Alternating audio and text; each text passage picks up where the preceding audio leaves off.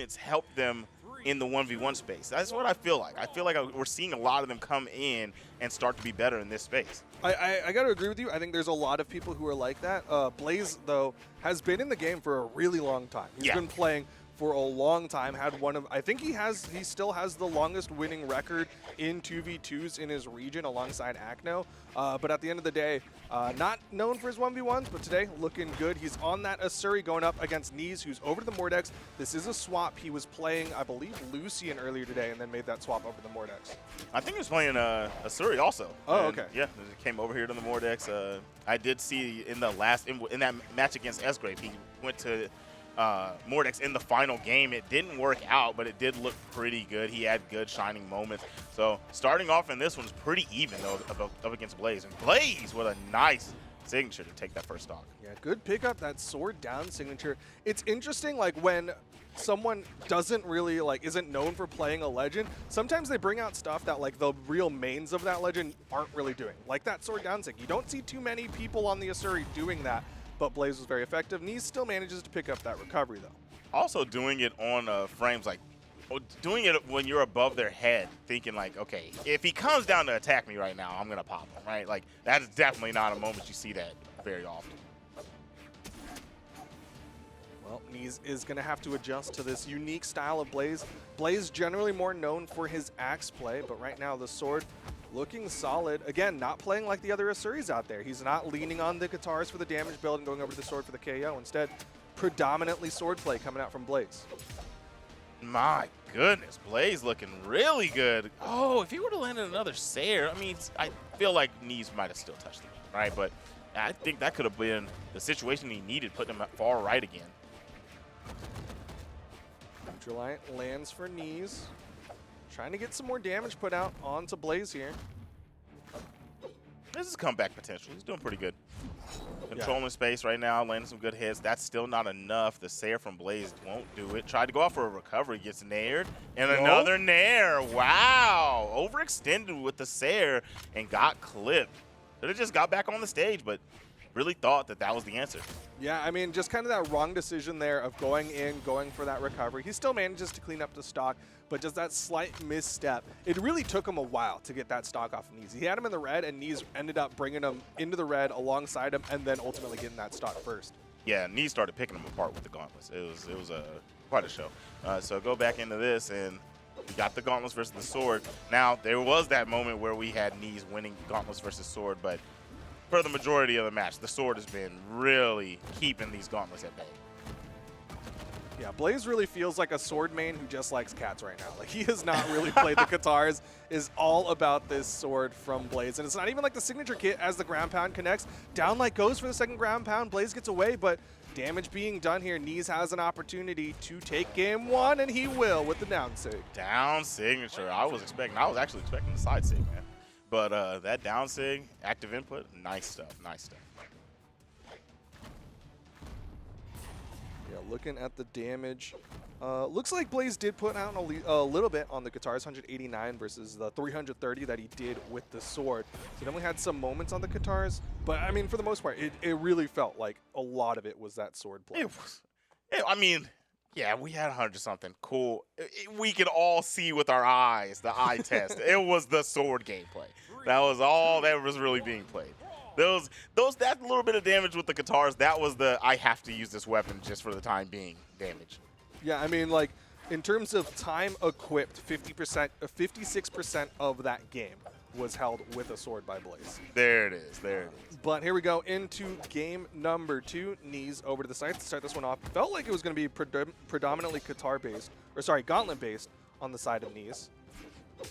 Yeah, I definitely want to see the Scythe pick it up a little bit. I mean, towards the end of that last game, saw a little bit of moments where he could have really stuck with it, but opted to switch over to the gauntlets. Maybe he's just more comfortable, but this Scythe's really going to have to make an appearance to, oh my gosh. The Scythe's going to have to make an appearance to really even this bad boy up at this point. There's Blaze with another lead to start off in game number 2. And it starts off with, again, another unorthodox signature catching Neeze's landing, that side sig this time. But now we're seeing Blaze try to play some guitars, but Neeze ends up picking up that recovery, and he's like, you know what, why don't I just win? I'll just play the gauntlets. I don't have to worry about leveling up my Scythe right now. I mean, he's doing great with the weapon, right? That was the weapon that brought him back into the game. But, I mean, in this matchup itself, the sword versus the gauntlets, he has not been faring well. That's why I personally want to see the – ooh, hey, I see you, my boy. That was a nice read going for that signature right after he lands the neutral light. But right back at him, Blaze coming back swinging, not afraid of it. He's like, okay, you caught that one, but I mean, that didn't do too much. You know what I mean? It did a little damage. You didn't put me off stage or anything, so nothing to fear. That down light in the recovery is almost enough. Another one of those will be the end of Blaze's second stock, but Blaze still scrapping. Yeah, he's getting that good damage. Nice chasing into the nair there. Neeze still manages to get that wall touch, but Blaze with the down light side air, not going to give him that easy KO on the edge guard this time. Not at all. Okay, opted to go for the Katars, or maybe he just got kicked out of the way and couldn't get his sword back. I feel like he was doing this on purpose, though. Yeah. Oh, no. I feel like that was a jump Sarah, but he got a side light, and that's going to be the end of the stock. Gets caught slipping. Neeze does not want that side, switches over to the gauntlets again for the final stocks of game number 2. Swinging on Blaze already. Getting good damage built up, but again, Blaze with the sword, he's utilizing that extended range over the gauntlets very effectively. Man, oh my gosh, he is really racking it up every time. He's just winning all these engagements, and then he gets like 1 to 2 more touches afterwards each time. Nice. I like that read. What a combo, Neeze. Talk to this man. That came out of nowhere. He was the magician who reached into the hat and pulled out an entire family of rabbits. That was magic from Neeze, leading to the double ground pound to finish off game number 2. That was nice. Blaze was in pure control, had everything going their way until it didn't.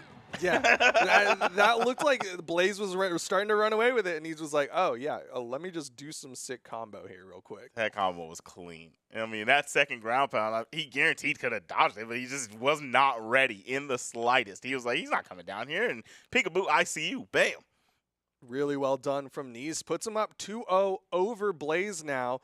Prepared to halt the run of Blaze, finishing out with the top 7 finish. Again, elimination side of things, so Blaze is now on tournament point. My goodness. What a way for this to go. I like that we're seeing. I mean, I was assuming we were going to see more Katars players sticking with these characters, sticking with the Lucians, sticking with the Asuris, but I'm liking what I'm seeing.